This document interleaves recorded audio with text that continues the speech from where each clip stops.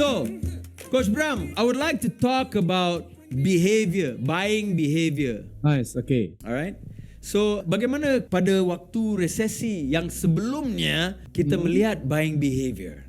Kalau kita lihat ya, dia ada 3 fasa. Fasa yang pertama adalah di mana kedengaran tentang resesi. Waktu itu orang tiba-tiba sewaktu mendengar tentang resesi, uang yang ada dalam rekening, uang yang ada dalam tas, uang yang ada pada diri mereka enggak berubah, tetapi hanya kerana dengar mereka berwaspada. Jadi betul. behavior spending, behavior spending ataupun behavior buying mereka berubah melalui perubahan yang pertama.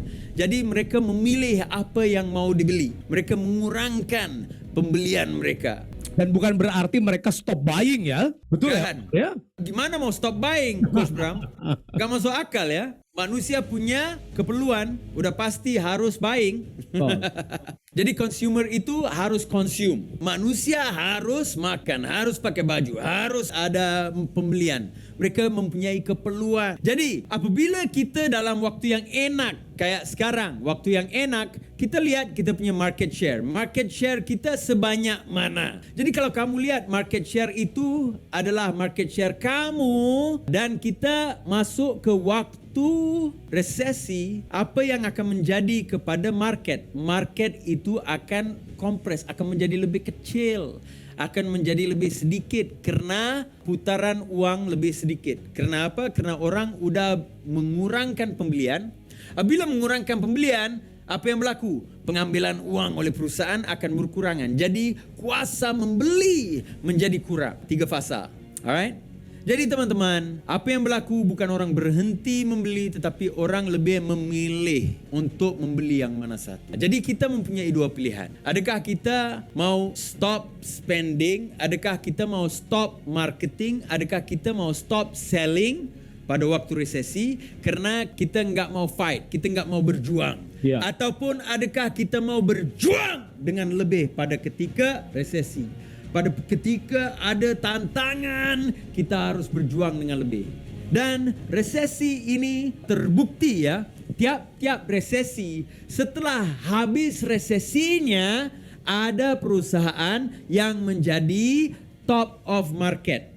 Mereka itu bukan waktu yang enak mereka jadi top of market, tetapi waktu resesi yang membantu mereka jadi top of market. Kenapa? Kerana kebanyakan perusahaan pada waktu resesi mereka mengurangkan spending, mereka mengurangkan karyawan, mereka mengurangkan sales people, mereka mengurangkan marketing. Kenapa? Kerana mau save uang. Tetapi teman-teman, waktu resesi itu adalah waktu spending bagi perusahaan yang sangat bagus. Kenapa? Kerana supply and demand.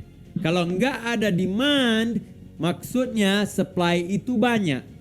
Apabila supply itu banyak, maka cost akan turun. Contoh cost yang penting bagi kita adalah cost marketing. Kita punya ads online, Google Ads, kita punya FB Ads, kita punya IG Ads, kita punya TikTok Ads, kita punya ads online menjadi lebih murah. Maksudnya kita punya conversion rate itu costingnya lebih sedikit daripada waktu yang enak. Kenapa? Karena ads sudah dikurangkan oleh perusahaan-perusahaan lain. Ya.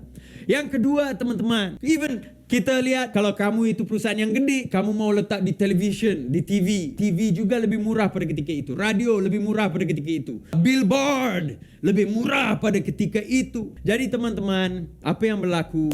Kita bisa keluarkan marketing budget yang kurang tetapi mendapat impact yang sangat tinggi. Dan pada ketika itu yang keduanya, kompetitor kita enggak letak ads, kompetitor kita enggak ada di hadapan customer.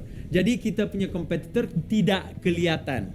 Kalau tidak kelihatan, apa yang mereka lihat adalah kita. Wah, bank kita, perusahaan kita yang sentiasa dilihat di depan muka mereka. Maka kita yang akan menjadi pilihan mereka. Waduh. Jadi teman-teman, yang kedua, apa yang berlaku? Perusahaan-perusahaan melepaskan karyawan, sales people mereka. Pada ketika itu teman-teman, itu adalah peluang untuk kita mengambil karyawan yang udah punya pengalaman, yang udah punya network, yang udah punya base jualan dalam industri.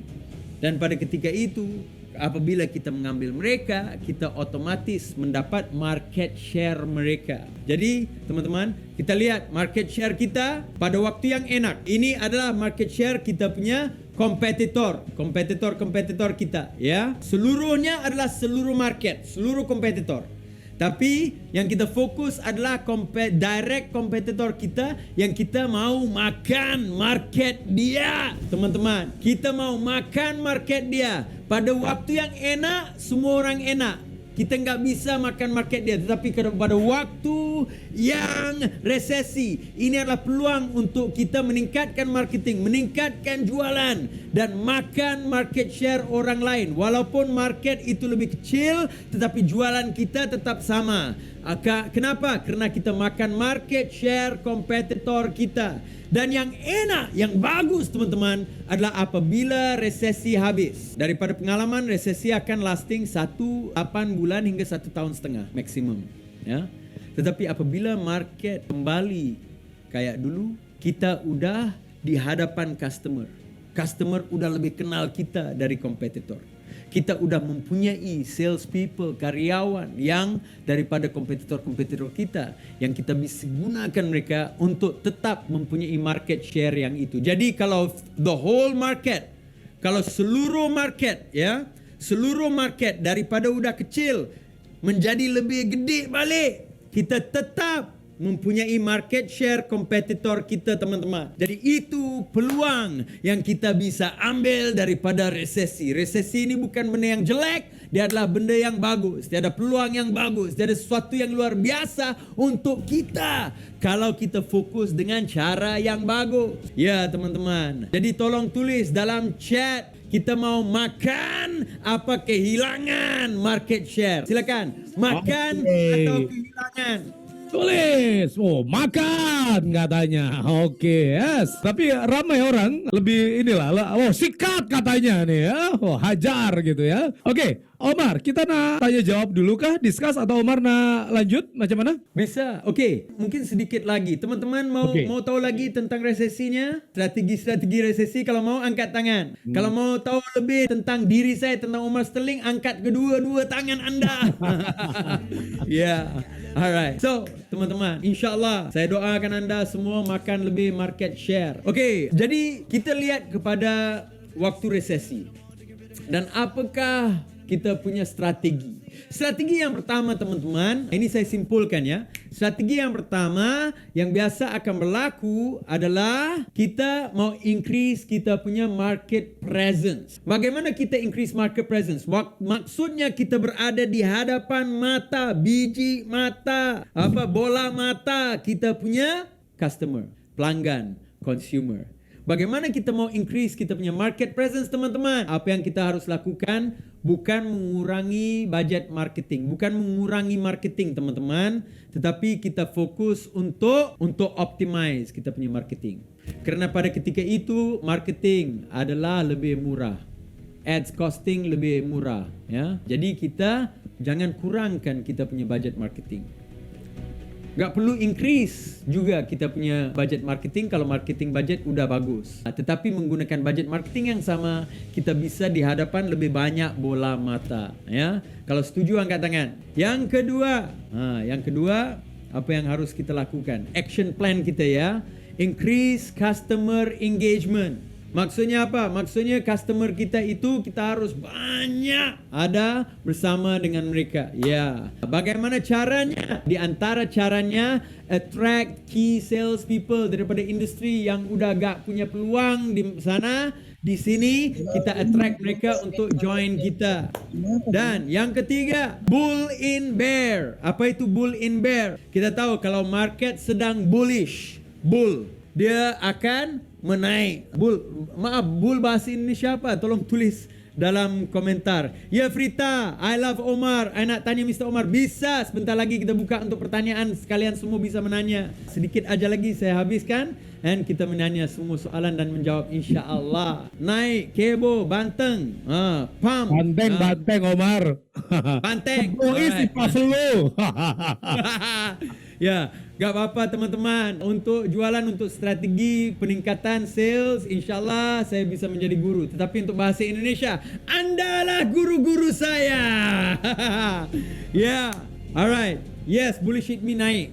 Banteng. Jadi banteng itu kenapa? Karena dia punya tanduknya menaik gitu. Jadi kita mau jadi bull sewaktu bear. Bear itu menurun. Bear itu kan teddy bear ya, beruang. Jadi kita mau sewaktu resesi, sewaktu bear kita jadi bull. Kita melawan kebiasaan, melawan apa yang perusahaan lain lakukan. Perusahaan lain mereka mau save, mereka enggak mau ada aktiviti, mereka mau stop, mereka mau jaga, mereka mau cut cost. Kita enggak, kita maintain cost yang sama, tetapi kita menjadi bull sewaktu bear.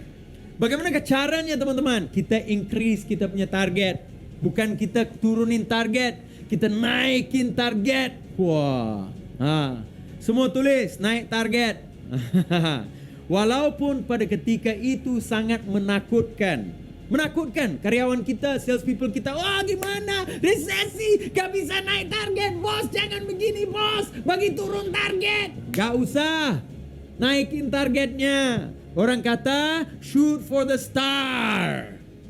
Kalau gak sampai ke bintang, pasti akan sampai ke bulan. Kalau gak sampai ke bulan, sampai ke pokok kelapa juga bisa.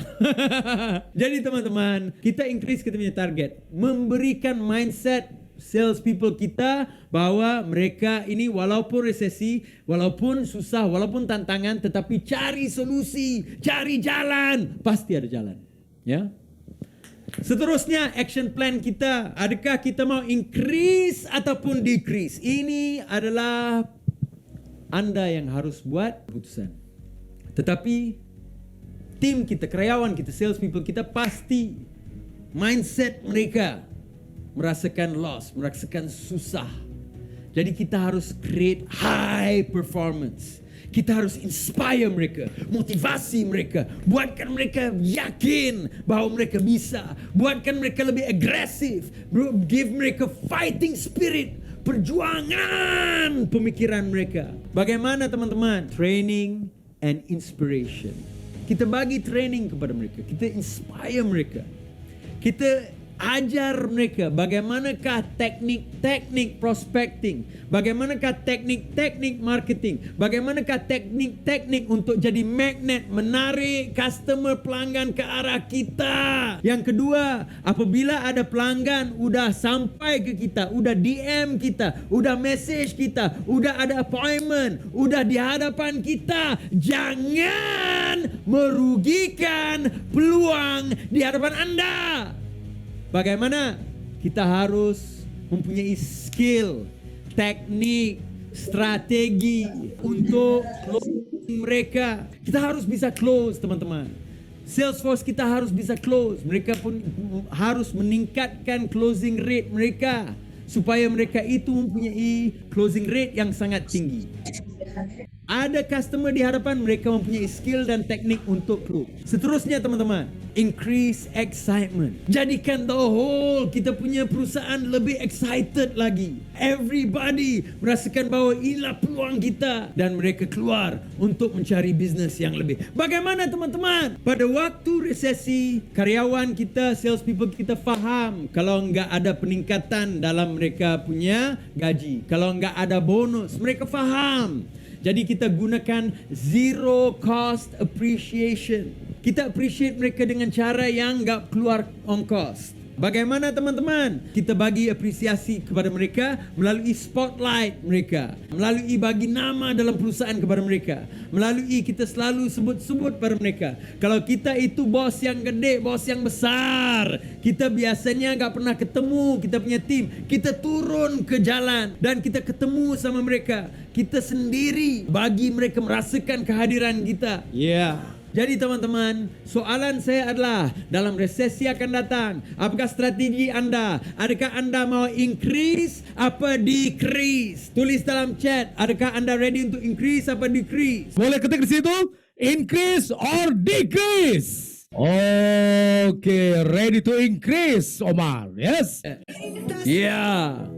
increase budget, increase marketing, increase sales, increase performance, increase training, increase target, increase kita punya karyawan, kita punya sales people, increase optimization of kita punya marketing, increase kita punya excitement, dan increase jualan kita. Alright, teman-teman, saksikan video selanjutnya. Klik link di sini dan di sini. Ya, apa kalau mau nanya tentang training? Klik link dalam deskripsi. Assalamualaikum warahmatullahi wabarakatuh.